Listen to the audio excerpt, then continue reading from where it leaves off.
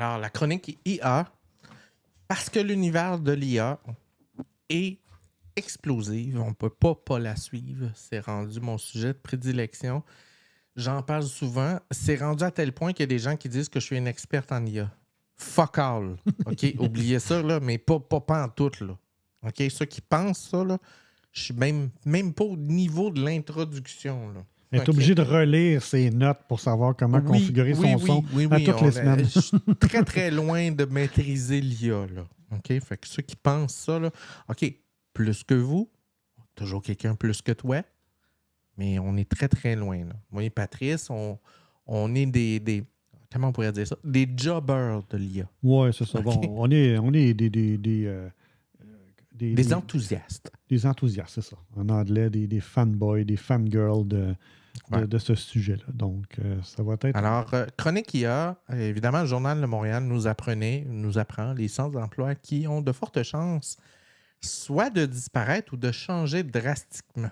Évidemment, je ne vous les nommerai pas tous, là, mais c'est énormément d'emplois. Et là, je ne vous cacherai pas, moi, je suis dans le domaine du soutien technique. Oui. Des chances que j'y passe. Oui. OK? Faut que je commence à penser à une autre idée. Des contracteurs Kijiji de l'IA. Ouais. Ben, c'est aussi ça.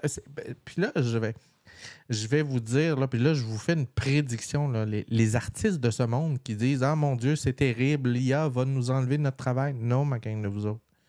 Vous n'avez aucune idée de l'explosion de la créativité qui va se produire à cause de l'IA. Et ceux qui vont performer sont ceux qui vont être capables, là, je vous le dis, là, c'est tout un art de faire des prompts. OK? Quand on dit des prompts, c'est comment tu demandes ce que tu cherches. Et la façon de le demander, la preuve, Patrice, pour faire la chronique histoire, a écrit à peu près la même affaire à l'intelligence artificielle en disant « Sors-moi les affaires qui sont arrivées le 30 » et lui, ça donnait des résultats pas super. Puis des fois, c'était un mot dans la phrase, puis il te sort tout ce que tu cherches. Donc, il y a des gens qui vont développer des talents particulièrement importants. Juste à regarder les forums de Midjourney, là, ceux qui font de la création d'images, ils te font des walls of text avec des descriptions d'ambiance de OK, mais avec une ambiance feutrée, avec une vapeur d'eau qui flotte au-dessus de la surface éclairée par le ciel, avec un angle de caméra à 90 degrés en plongée. C'est complètement débile, là. Donc, il va y avoir des gens qui vont développer des techniques. Je regardais une vidéo aujourd'hui, d'ailleurs, je vais vous revenir avec ce gars-là un moment donné dans nos chroniques YouTube. Claude, qui est un des IA sur le marché, est particulièrement bon dans l'art de faire des applications. Et le gars, j'écoutais ça juste avant la chronique, le gars, là, Patrice, il est allé copier une application, une copie d'écran. Il l'a fait développer. Il l'a droppé dans Claude. Puis il a dit, peux-tu me créer une application de prise de notes qui ferait à peu près ce que tu vois dans l'image? Claude, il part... Là, dans le langage X, là. Il développe l'application, les boutons sont là. Ouais. Peux-tu me rajouter des sujets avec des bolettes? Clic, clic, clic. Peux-tu me montrer comment déployer cette application-là pour qu'elle soit en ligne? C'est complètement débile. Oui. OK? Donc, il va y avoir un marché pour les gens qui sont capables de parler à l'intelligence. Qui savent quoi dire, puis... Pour arriver à un résultat X. Donc, il va y avoir des traducteurs d'intelligence artificielle. Des gens qui sont capables de créer avec ça. Et c'est un peu pour ça que je suis le sujet, parce que je me dis que ça peut-être temps que tu comprends, je ne veux pas me retrouver. Fait que je commence à... J'aimerais ça en connaître un petit peu plus. C'est bon, ça. Prochaine nouvelle, Patrice. Apple a sorti sa bêta 3 iOS 18 et enfin, on voit un élément d'IA. Ouais. Google Pixel a déjà cet élément-là. Samsung a déjà cet élément-là. J'ai essayé les trois. Donc, la possibilité d'effacer des éléments dans une image. Et je dois te dire, chapeau pour la façon qu'ils ont implémenté ça à Apple. C'est saprement plus efficace que sur Google Gemini. Alors, petite démonstration de la nouvelle fonctionnalité qui est apparue hier. Ça s'appelle Cleanup. Donc, quand on ouvre les faces, On sélectionne. automatiquement, il reconnaît des éléments dans l'image. Donc, les éléments reconnus, tu fais juste les pointer puis ils disparaissent.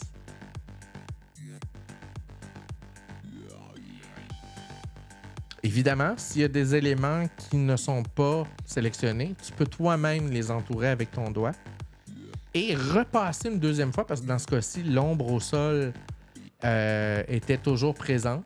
Donc, en repassant, tu vois, Patrice, l'ombre est retirée par la suite. Et c'est aussi rapide que ce que tu vois dans la vidéo. Donc, c'est très, très efficace. La vidéo est en temps réel, donc il n'y a pas d'accélération, de ralentissement. C'est vraiment ce qui se passe dans l'application. C'est plus rapide que ce qu'on avait vu en démonstration de Samsung. Je pense que tu nous avais montré. Plus rapide que Samsung, puis plus efficace que Pixel. Pixel, ça marche pas toujours bien. De ce que j'ai essayé, moi, c'est comme, wow, mon Dieu, tout de suite, je viens de sélectionner, j'enlève la madame avec l'ombre, pack, et puis là, c'est du gazon. Là, c'est toi qui le fais, cette démo-là. Là. C'est pas quelque chose de fini. C'est moi, là. C'est ma démo personnelle. Là. C'est moi qui ai joué avec l'outil Cleanup avec des photos que j'ai téléchargées parce que je voulais prendre mes images personnelles. Oui. Et ça fonctionne très bien. Ça a ses limites. Sachez que si tu as un élément, que mettons que toi, tu es au premier plan, puis que tu as quelqu'un qui est tout de suite derrière toi, puis que tu essaies d'effacer la personne qui est juste derrière toi, qu'elle est collée sur toi, le système n'est pas toujours efficace. Puis des fois, en enlevant la personne qui est derrière toi, ben, tu vas perdre un bout de ton corps ou un bout de ta manche ou un bout de ta main, whatever. Donc, ce bout-là, c'est pas super efficace, mais ça l'est pour enlever des objets en arrière de toi, sur les côtés, ces choses-là, ça va très, très bien. Évidemment, c'est appelé évoluer. On est dans une bêta. Mais c'est très rare qu'Apple sort une bêta qui marche aussi bien. Oui, non, il y a tout le temps des glitches, mais là, probablement que ça fait longtemps que c'était prêt, puis là, ils ont attendu les annonces, puis de tout aligner. iOS 16, le iPhone 16 s'en vient dans quelques semaines. Donc, c'est ça. Ils ne voulaient pas brûler les punchs au début. Prochaine nouvelle, Apple, l'IA a été entraînée grâce à YouTube, et là, il y a des créateurs de contenu qui sont fâchés. Mais oui. Parce que Apple n'a pas déclaré. Puis en gros, ce qui se passe, c'est pas Apple qui est allé directement entraîner son IA. Apple a fait appel à une entreprise. Ça, en passant, là, c'est pas un secret de polichinelle. Là. C'est une technique militaire. C'est une technique d'enquête. Tu sais, Patrice, tu as déjà entendu ça, là? L'armée américaine a créé, au début des années 60, des entreprises dites militaires, qui sont des entreprises personnelles de gens, et on leur donne des contrats de développement de recherche très avancés dans le domaine militaire, avec des secrets militaires, ces choses-là, parce qu'on se dit que, comme c'est une entreprise privée, on n'est pas soumis aux mêmes règles que si c'était une entreprise gouvernementale. C'est une façon de se laver les mains si ça chie et qu'il arrive de quoi. Mais la même logique s'applique dans les grandes entreprises comme Apple. Donc, c'est pas rare qu'ils vont faire affaire avec une autre entreprise. Et c'est une autre entreprise qui fournit l'espèce de bac d'entraînement. Et ce bac d'entraînement-là venait d'une entreprise qui avait fait des packaging dans lequel il y avait 32 millions de vidéos YouTube.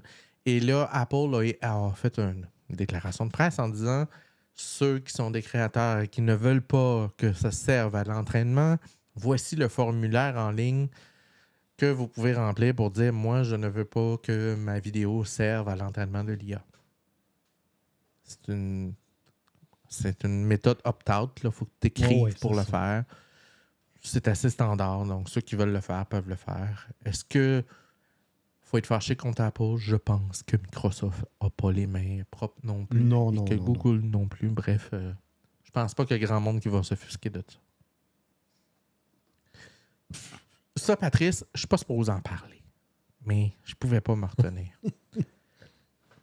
Je fais partie j'ai été invité par le Trust Testing Google. Donc, je peux tester un produit qui n'existe pas encore, qui s'appelle ImageFX, qui est basé sur Imagen 3, la troisième version du système de génération d'images de Google qui marche sur le système DeepMind.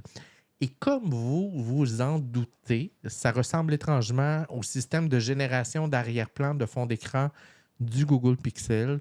Donc, vous rentrez votre prompt, votre phrase, avec la description de ce que vous voulez, et le système identifie des mots-clés. Donc, boucle d'oreille, femme, ces choses-là. Et il te donne des petits menus déroulants dans lesquels tu as d'autres options pour fine-tuner ta demande ou faire une légère modification.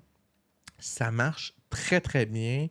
Les photos réalistes que vous créez, là, je montrais des photos de dames ou de choses de même qui étaient un peu plus cartoonesques. Mais quand vous faites des photos réalistes, tu dis, sors-moi une montre sur un meuble en acajou. Tu pourrais pas, Patrice, savoir que c'était créé par de l'intelligence artificielle. C'est très, très beau, très bien fait. Évidemment, il y a le prochain outil VideoFX qui n'est pas disponible dans lequel on peut créer des images. Et ça, Patrice, c'est le système qui nous permet de développer de la musique. C'est encore très balbutiant. Donc, les résultats sont pas super. Vous allez le voir. On va l'entendre. C'est un peu long, là.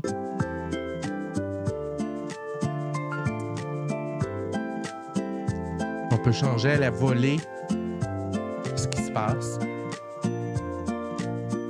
Quand je dis que c'est balbutiant, c'est que quand tu fais un changement, j'aurais apprécié que ça attende mettons 4 temps de musique et que ça parte au 5e temps. Ça le fait pas.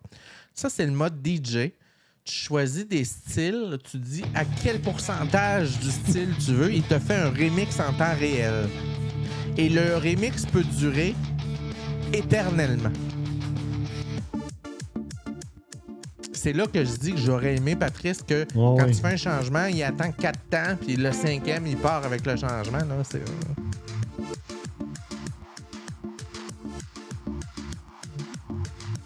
Oui, c'est intéressant pour fabriquer des fonds sonores pour toutes sortes de choses, entre autres des capsules là, qui sont libres de droit.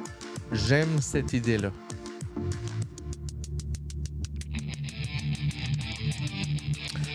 Ça s'appelle Musique FX. C'est pas encore disponible, hein, c'est ça? Non, c'est pas encore disponible. Puis tu as TextFX, qui est un système de gestion de... Comme là, tu lui donnes un mot, tu lui dis « Sors-moi toutes les significations de ce mot-là » ou avec un mot, écris-moi une histoire. Donc, je sais pas, moi, tu dis lampadaire à Londres » et là, il te sort sous les lampadaires à Londres lorsque tu marchais sous la pluie ou les lampadaires à l'ombre, blablabla, puis il te sort un paquet de phrases ou tu sors un mot, puis il te fait un palindrome de ça, puis il te brasse toutes les lettres, puis il te les divise de toutes les façons possibles. Ou tu sors un mot, puis là, il va te trouver tous les mots mettons, viabilité. Ben là, il va te faire une phrase via, bill, été, vie, nanana. Il va te sortir toutes les déclinaisons possibles d'un mot. C'est intéressant, c'est ludique, mais je ne sais pas à quoi ça sert. OK. C'est peut-être utile pour des joueurs de je sais pas quoi. De Scrabble, oui. De Scrabble, de mots croisés ou de whatever. C'est le fun. C'est très utile, mais je comprends pas. Et Patrice, je dois te dire que la semaine prochaine, je vais vous dire si je suis encore une testeuse. Suite à cette émission-là. Oui, mais il y a quand même 200 000 personnes qui nous regardent présentement. Oui, c'est ça, 200 000 personnes. Mais j'ai vu qu'ils en parlaient un peu sur les internets. Là. Il y a quelques chroniqueurs qui en ont parlé. Puis j'ai vu des images ailleurs. Donc, c'est pas si terrible. Là. Fait que voilà un outil que je teste en ce moment. Puis que, on va voir ce que ça donne dans le futur. L'IA est rendue à la DARPA, Patrice. La DARPA, c'est la Defense Advanced Research. Advanced Research. En tout cas, c'est le centre de recherche de l'armée américaine pour développer des nouvelles technologies. Oui. Puis, ils ont décidé que le gouvernement a dit là, vous allez devoir convertir tous vos programmes qui sont écrits en C ou en C++ en d'autres choses parce que c'est pas sécuritaire. Effectivement, ça ne l'est pas. Et là, Patrice, ils ont la brillante idée de faire appel à un système d'intelligence artificielle qui va utiliser, ça s'appelle Tractor X, qui lui va prendre le code en C++, puis il va tout faire ça tout seul, Patrice. Puis il va le convertir. Sans erreur. Ouais. Ouais. Nous apprenons à l'instant que le missile qui était dirigé concernant la Russie a malheureusement viré à la France. C'est ça. Fait que, en espérant qu'ils ne se trompent pas trop, parce qu'il y a quand même des systèmes critiques qui sont sous l'égide du DARPA. Puis ils en ont pas mal, oui, c'est ça. Puis espérons qu'ils ne vont pas faire les mêmes erreurs que CrowdStrike. Oui. Fait que c'était les nouvelles de l'IA, Patrice, mon présentateur a planté parce que j'ai pas mis d'image noire à la fin. Ouais. Il m'a dit que j'avais fini.